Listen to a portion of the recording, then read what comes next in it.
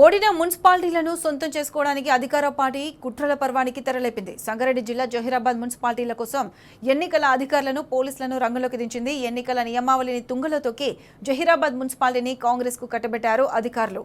అధికారుల తీరును ఖండిస్తూ ఎమ్మెల్యేలు Manikrao, Chinta Prabhakar, Sunitha Laxma Reddy, DCMS chairman Shivakumar, assistant returning అధికారికి, జిల్లా కలెక్టర్కు, ప్రధాన ఎన్నికల అధికారికి ఫిర్యాదు చేశారు. ఈ విషయంలో అవసరమైతే న్యాయపరంగా ముందుకెళ్తామన్నారు బీఆర్ఎస్ నాయకులు.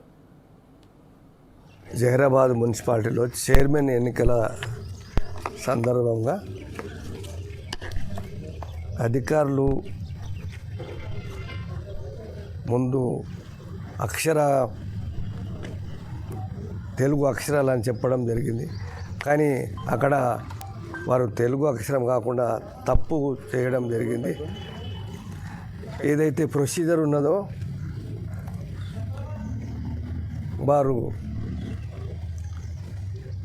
తెలుగు అక్షరం కాకుండా పార్టీ పరంగా తీసుకున్నామని చెప్తున్నారు. అడిగితే ఇండియన్ నేషనల్ ఈ ముందు వస్తుంది కాబట్టి ఇట్లా అని తీసుకున్నారు.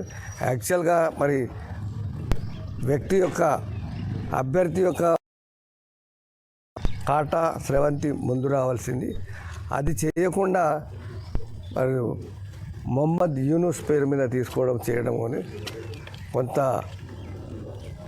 సరిగ్గా చేయలేదని మా వాదన.